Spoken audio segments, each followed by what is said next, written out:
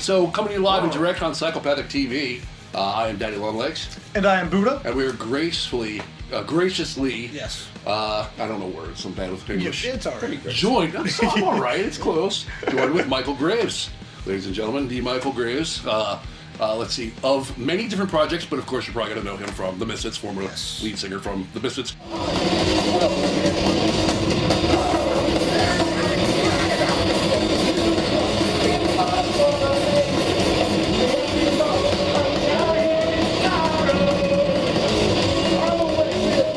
And I coined this phrase, and correct me if it sounds strange. I call it Misfits version 2, or V2 Misfits, because it's almost a shame to call it the same band, because not to disrespect Glenn Danzig, but your vocal range is a little larger. Yeah. And it's a different band. It's a different band, definitely. Definitely. And you brought a whole other element to it. So is that wrong to call it V2 and V1? Is that going to bother you? No, not at all. Good. So we've got a bunch of questions. We actually sent some stuff out to the our audience doing something that's bounced us back questions. A lot of juggalos, very much into what you're doing. Excellent. And a lot of juggalos. And 2 minutes ago you said you were down with the clown. I did. So we saw you tonight. You played Easton. Yes. It is one of many dates that you guys have been on the road, killing it. So first off, let's talk about it. What happened, man? You were late. So just blacked out, or?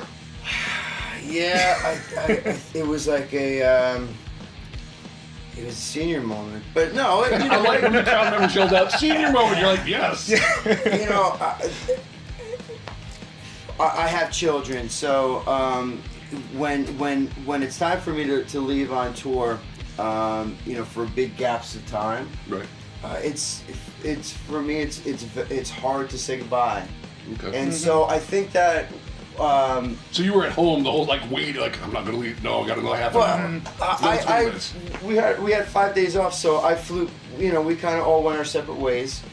I took a couple of days. I went up to my house up in New York State for a couple of days and spent it, you know, with my dog and just kind of having some time for myself. And then I drove to South Jersey and I hung out with my children. I surprised them. They didn't know I was coming home. That's awesome. That's cool. Yeah, and they totally freaked out. So I think when it was time to leave, I just, I was saying, I had such a profound emotional response that I got in my truck. I wound up in the wrong city. Yeah. Literally, the wrong city. York. But you got here, nonetheless. Yeah. You survived. By the grace of God, I got here. This is where I interject. Yeah. So I get a text and he's like, he didn't even text me because he couldn't. He texted our merch guy. Nice. Does he not have the TM's number? No, he does. He just didn't want to text me. You have to play dad. You're playing dad for the whole tour, huh? I couldn't text anybody. You're also the guy holding the bourbon, which is awesome. That's the guy in charge. He's like, Bad move. I'm in York. I'm like, say it really quiet, you won't get mad. Man, all right. And I'm like, we'll make it work. How long? Like, when are you everybody says 15 How minutes. far are you? The music industry tells you to say 15 minutes. 15 so you minutes. Go, just 15 minutes more. Yeah. Even if it's 3 hours, it's 15 minutes. But he's like, I'll be there in 2 hours. I'm like, son of a bitch. I got this. All right, Sammy, it's all good. Just I'll make it work. Done. But you got there. You And got I made the through opening band played for like an hour and that was probably minutes. the. And they loved it. That opening band will talk about that for years to come. Forever. It says a lot about my team, and it certainly says a lot about Loki. That and Loki knows me very, very well, and to be able to, have that freak out and have to, deal with all that I have to deal with, and know that on the other end, that it's handled. Yep. Yeah, that's awesome. All I have to do is think about what I have to do right now to get it done. This is my job. This is what I'm doing. Thank God. All taken care of. Thank God that I have a team like that. Support you, that's if great. you will. That's good, and it's good that you again, another sort of thing to mention is the fact that, again, being a front guy and giving homage to your people, and you don't see it a lot in the music industry. A lot of people are rock stars, and their band is who cares? You know what I mean? I'll replace the Guns N' Roses mentality. Like, who gives a fuck who that guy is? It's nice to hear you say that. It's very humbling to hear your shouts to your people. I don't understand that. We don't understand. Doesn't it make sense. It's baffling because who you see going up is the same people you see when you go down. Yeah, And you're gonna go down sooner or later, man. You're gonna see them. And that goes back to the conversation we were having before about what I articulate to my children about the larger mission. Sure. And it's not about Michale Graves standing on stage, and it's not about the adulation. It's not about, oh, look. This isn't an ego thing. This is I'm making money. This is my job. It's about what happens. It's definitely about what happens on stage and that experience. But then that's more for the fans anyway. I mean, this is their music. Sure, that's sort of that's shallow. that's the spirit. It's such a spiritual part of it. But for me, when I'm at the merch booth and I'm shaking people's hands and I hug everybody. Yeah. There's so many hugs. Which is my another Grave great show is thing. incredible. Yeah. Right. And people say thank you and. Well, how many times do you see people hide? The bands go on, and then they hide in the dressing room. Sure. And even if they're not doing anything cool, they just don't come out. They alienate their fans. That's horrible. Especially in this day and age. You need to be tactile. You need to be in the hand. Wow, I agree. I agree. I love you guys literally got off stage and just went right to the merch. Yeah. Sure. There's like I saw you guys walking around, just come over to say hello. That's awesome. Music is the biggest part of these people's lives. Sure. I heard, you hear from Do you hear them singing? Like I mean, everybody's singing. Yeah. That's insane. Like you don't even have to sing. Yeah, You can literally just go. Yeah, here you go. And it just comes right back to you. Yeah, it's magic. It truly is magic. People don't understand that. Joe Bruce, again, Violent J, says something. He says, music is so magical. It's you can't see it or feel it or hear it, but it can fill a room. That's crazy. It's the only thing like that ever. And if you don't perform, you can't understand it. Like, could you give up music altogether performing? Of course not. Like, it's in your blood. It would I'd be like so... to think that I can, but I know that at this point in my life, I You're can't. hooked. Yeah, right. Oh yeah, of course. That's the thing. I always have been. Yeah, the outlet's there. We're all Speaking of addicted. which, so before the Misfits, you were in punk rock groups and other stuff in your area. But how did you learn how to sing? Because I've never heard the story. Like, you've got a great voice. Like. Thank you. Like, I can see where the Misfits went. Yes, you know what I mean. Like, but you also blew the doors off their other guys. No offense, Mike Hideous and all those guys. Where did you get that? Is this natural? Or were you From acquired? natural talent. Okay. God bless me with natural talent. I always tried to sing. I always wanted to be a singer. Right. Always. And I really didn't feel like I truly was a singer. Like, I really didn't truly feel that I had a hold on my voice where I felt confident until Famous Monsters, it was in the midst of writing and developing Famous Monsters. Right. And it was because, I got my voice from natural talent, and I got my voice from constantly involving myself and being pushed by my mother to do so, whether it was chorus or some sort of improvisation. Singing, being in front of the Yeah, using my voice and learning how to harness the things that I needed to harness and work on the skill set that I would need, which the chops. Right, you need the tools. Right, and that's what got me. That's what pushed me ahead of everybody. I really didn't think that I was that good, to be honest with you. Well, everybody in their own mind thinks that. I knew that I connected with the music. When I put on the collection one and I started listening to the music, like I understood the music. Right. And I had people around me. That was back in the punk. There were still real punk rockers and real skinheads. Yeah. That were my friends. Sure. That I could sit in a room with, and they would, tell me, what was up, and I really grabbed hold of the music. But I had the skill set, I was so far from so many of the other people that walked through that door. That's from chorus, and that's from using the voice. It's from getting it there. Right. People don't realize musicians, a lot of times singers, come from like chorus or choir. Where like really great actors start as those AV nerds, you know what I mean? Like in the schools. Like that's where they cut their chops. But what got me to a professional level, to a level that I'm at now, was Don Lawrence. Okay. When I started with the Misfits, I had a couple of different vocal teachers. Okay. And I went through about 3, and it was just Not working. yeah, not it connecting. just sucked. They didn't understand what you were doing, probably. It just Didn't click. I didn't Just didn't I click didn't, with them. Right. Yeah, I didn't. It wasn't something that I was clicking with. And then somebody referred me to Don Lawrence, and that man taught me everything that I know. He really, And he got you through yeah, I hear him in my mind like a coach. Still. On stage, absolutely. He's your custom that's model. cool. He's your guy, right? Absolutely. That's cool. Every breath, every move, everything. I hear him, and I apply the technique. And That's how you got it there. And that's why, yeah, that's why my So voice. you were already is almost strong. there, and then they just took it and brought it that much further. And I guess that's Jerry and those guys wanted you to do that, the vocal Yeah. stuff? Okay. Yeah. So there was good involved in that, too. Absolutely. Yeah, sure. Absolutely. Well, it's still journey, I'm sure, you know what I mean? Yeah. So that's how you got the voice, see? Now, Yeah. what are those things we don't know? Again, being old Misfits fans. These are like Sure. the things that we want to know. I saw you guys when the reunion came back, when nobody could call it the Misfits at the Trocadero. I actually worked security for that show when you guys did Halloween night. And it was sort of your first album in Philadelphia, and you guys did fucking great. And Right, that same the energy we Trocadero. saw tonight.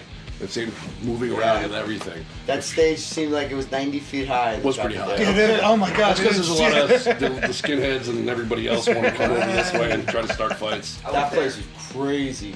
That's always a fun house. So. Yeah. Well, So I it was remember changing. playing that place, and like my memories, there's people like crawling on this ceiling. Everywhere, yep.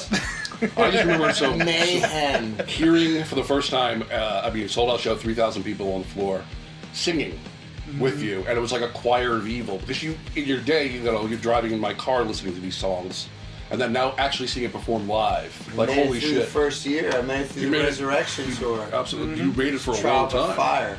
That's 18 years ago now. People hated me at first. Of course, but that's the Hated any me. change. It's human beings. It was like hate-love Yeah. type stuff. Yeah. They hate you until they can love you, and then they love you, and then that's it. That's It's like all it being is. initiated every night.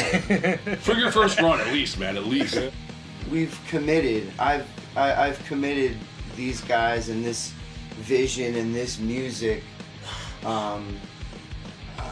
to a schedule like this, so that we can, we can reach a level of playing we've never reached before, and get to as many fans as we possibly can, and raise the level of our visibility Sure. out there, and continue to build on the reputation that we're for real, that I'm for real. Right. What was the one called? Beware?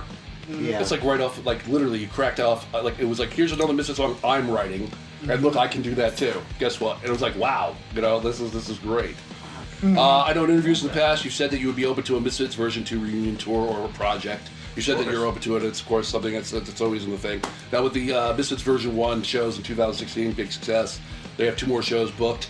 Is there any more headway? Has anybody approached you? Has anybody talked to you about that? Because speaking for the fans, the average worthwhile Misfits fans, I would love to see a co-headlining tour yes. with the old Misfits, new Misfits, and and then a bunch of stuff like a Graves Open and Yeah. Danzig in the mix and everything. Has anything ever been approached? I mean, after it went to shit. I mean, Yeah. I mean, after the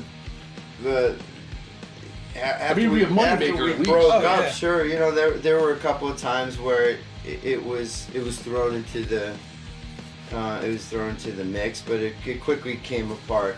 I think nothing that recently, no, nothing. Well, I with all these artists dying, with I'm Bowie's not going dying, to talk yeah. about conversations that Okay. I have with people, but I'll put it like No, this. we want dates. I'll put it like this. I feel blessed that all of the players involved are.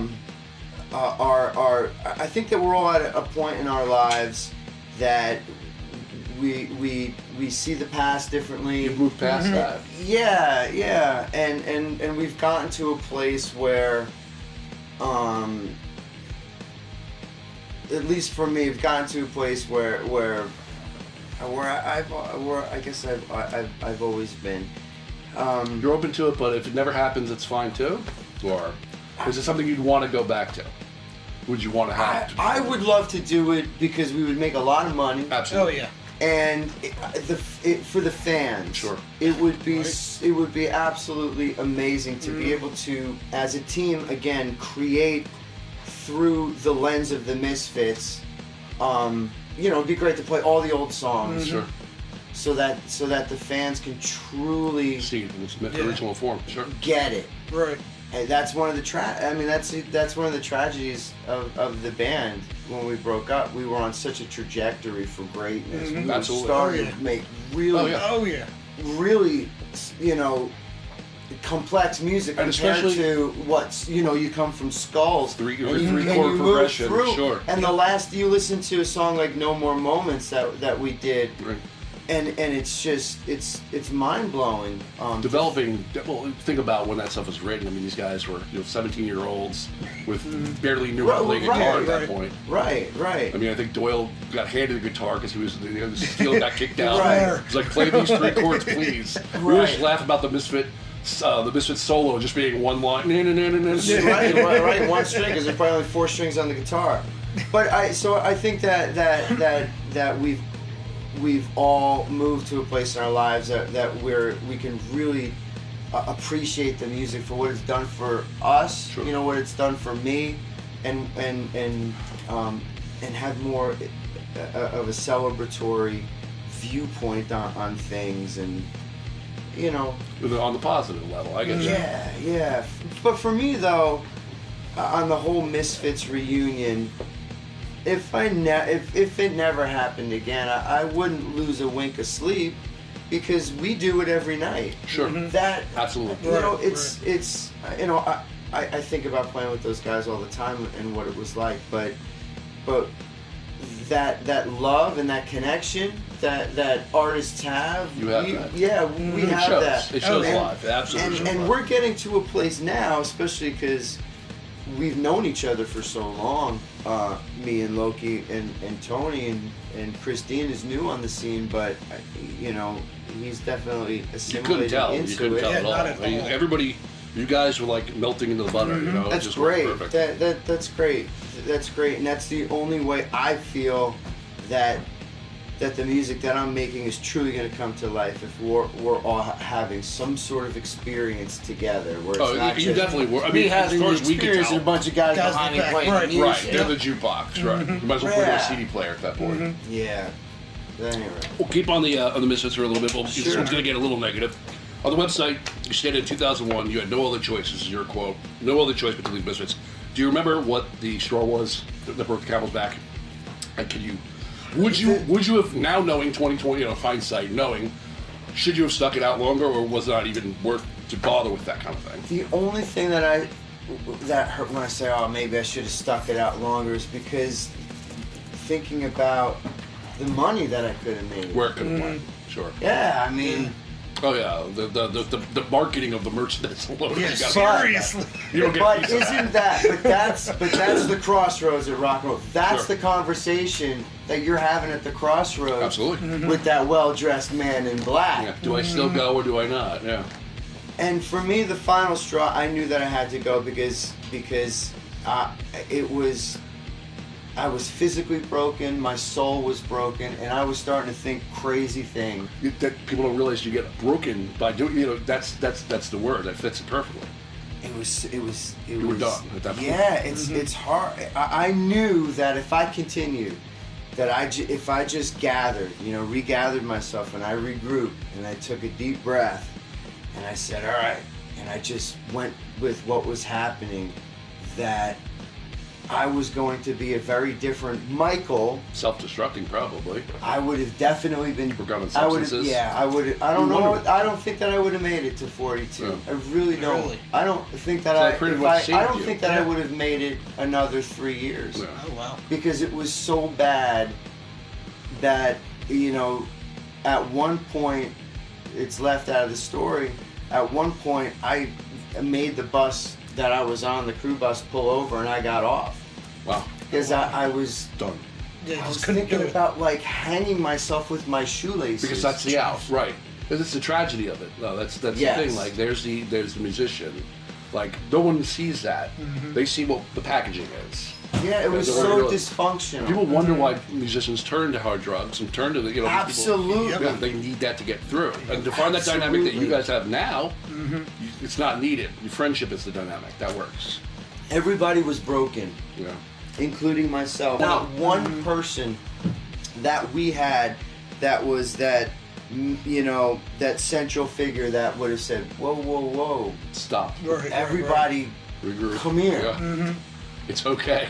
Yeah. It was always, then go home if you don't like Yeah, fuck you, things. leave. Fuck you, quit. Like, really? Yeah, but you know, trying to get people to work at the barrel of a gun doesn't ever work. You guys been a ton of tour. You guys been all over the place. You've toured all over the place. So many venues claim that they're haunted. Do we have a Michael Graves ghost story? So something crazy happened to me on the acoustic tour, and it was I was on my way somewhere. It was like show, you know, day off, show. So I was passing through town. I forget, it was like Nebraska or something, and I got to the hotel.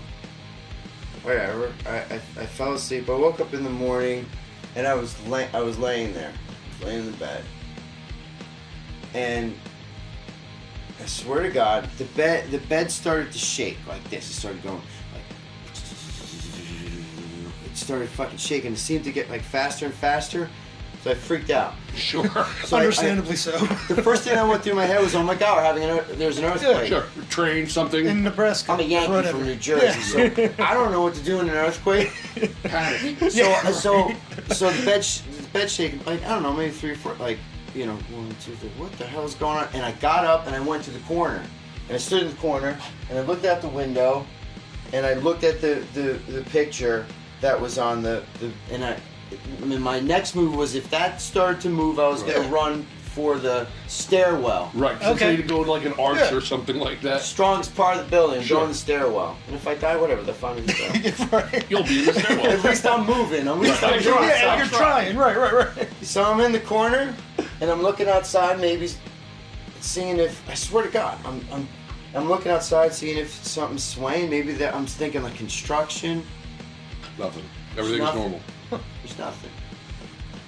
So I get back and back. And it started fucking happening again. Right? And again, I get up out of the bed, and I'm standing there now, and I don't know what to do because I don't know what to, like, I can't call the front desk. What am I going to say? Right. They're My you're bed's crazy. shaking. The cops will be here in a couple minutes. Yeah. Can you like, send someone? Is there Yeah. construction happening in the, Is because the locomotive next door to me? What's happening? it was the strangest thing in the world. So I stood there for a second, and I just waited, and I got back in bed, and it didn't fucking happen. Never happened again? Again, yeah. Did it bother you the rest of the day, or did it just like It was out of mind? very, very strange. It was very strange. It was very strange. It was real. So, that's excellent. Very cool. Yeah, right. That's my ghost story on the road. So, your former band, the Misfits, did a cameo in Insane Clown Posse's movie, Big Money Hustlers. Mm-hmm. Yeah. How did that come apart? What was that? How did that come together? And what was that like? I remember sitting there doing take after take, and doing the cigarette thing, and Yeah, I think you it put was- it out in the coffee, yeah, and then you then proceeded to drink drink it. the coffee. That was a great experience because again there was so much talent, including the guys from ICP. And one of the things that I've always respected, and I got from them back then, as I still love about them now, is their entrepreneurial spirit. Yeah. And they're just always charging, and they're always, Nothing stops them. yeah, it's amazing their motivation, and It's like you say, it's the fans that does that. It's the juggalos that do that for Joe and Joey. That's what moves those guys. it's amazing. Yeah, I love the dedication the fans have, and that's great because those guys as well, they're such good friends. Yeah. It's Been at it a while. It's Yeah. yeah. I loved working on Big Money Hustlers with those guys. I love being the fly on the wall and just watching everybody work. It's just amazing. Are you familiar with the Gathering of the Juggalos? The Concert. yes. Yeah. there's oh, okay. Well, in the 18th year future, this year. would you be interested in doing it in the future? Of If you got that phone call to ask you to come out perform, If we call Rob Bruce, Rob Bruce. and Rob Bruce I'll freak and out say- after that phone call. and say, call Michael Graves and book him for the 2018 Gather of the Juggalos. Yes. You guys would be like, yes, 100%. Yeah. Excellent. There are people who are scared of it, like Tequila got hit with a bottle And I think who else got some? Oh, Andrew WK went out. Got and a did trash can thrown at him. That was crazy. The trash can was strange because he went out and he didn't do any of his songs. He showed up with a keyboard and he started doing this like weird acapella thing, and everybody wanted to see Andrew WK do "Party Hard." The Juggalos would welcome. They would love this it. And so no matter easily. what, the experience alone of the gathering, it's nothing like any concert that, like, whatever it is, festival, anything like that you would have ever It's bigger gone than- to yeah, or it's played. weird. It's very. It's nuts. It is a giant family reunion. Yeah. And it's a lot of people with the same mindsets, and everybody's sort of very positive. It gets a bad rap, but if you watch how the media is portrayed, like Vice portrays it now and everything, all the media that comes out to it that tries to badmouth it or tries to skew it ends up becoming in love with it and becomes Juggalos. Like, Time Magazine is now promoting Juggalos and the Gathering of the Juggalos. Like, when did Time come? Like, how did that happen? Like, we always say that they don't change for us, and we don't change for them. They're going to change for us, and that's what's happening. So I know, speaking from us, and a lot of fans that I know, a lot of Juggalos, they would love to have you guys out. God, so if we can make that happen, we're going to hold you guys to it. But again, You'd be on the FBI list.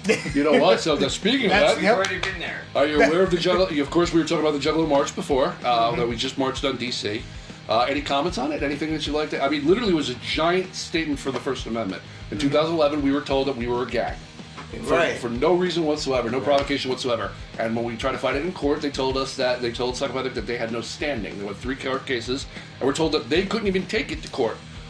So the march came out because we needed to show that there was damage, that people had been affected. Kids who would get pulled over being Juggalo would get 3 years added to the sentence. Right, because they're on that. Correct, Because they're they're on on a a gang gang list. So you get pulled over, you have a Because you joint like in your music. car. Yeah. All of a sudden, your you life imagine? is Could you imagine Because you everybody like that had a why? Because you like ICP, or you're a juggler. You have some sort of You're tattoo. a gang member. Could you You're imagine if you designated on had, an FBI. and the car, the That other thing is is that not right. if you had a sticker on your car, it was considered probable cause. As far as it went, 4,600 kids came out to it. And March, stood up. And we actually did it on Lincoln Memorial. Whether you like the music or you don't like the Sure. music or you disagree, that's is not moot. the issue. The issue is that there is nobody giving evidence of why fans of a certain type of music are now designated as gang members because of their affiliation with music and or because of some sort of whether you have a jacket or something. Because you bought a shirt at a Hot Topic. Yeah. Yeah, baffling. that's not right. No. You look at the bigger picture and you say, oh well, it's just ICP. It's just the Juggalos. Yeah. But then it's Marilyn Manson. It's fans. funny because there's that And famous quote. then it's these guys fans and We know you're political. We know you're into a lot of, you're conservative. You have a website dedicated to that. You had the Michale Graves show, which you were saying was going to come back soon enough. Seeing Kid Rock for Senate, having huge success in the polls right now. So he's far conservative. He's doing well. He's at 72% polling for U.S. Senator of the great state of Michigan, aka the Murder Mitten. Would you ever consider running for political office? No, I seriously considered running in the district that I live in now in Albany County for I seriously considered it for about a month, and I spoke to some people that I know that do that sort of thing and that have experience in that, but I don't want to be in that. I don't want to be in that game. At least not. I can't see myself doing that right now. If I knew that I was going to be home for the next couple of years, I would definitely run for school board or get involved. Get something involved, so Absolutely. you should be there for working for your family at least. Absolutely. Yeah. But now I wouldn't.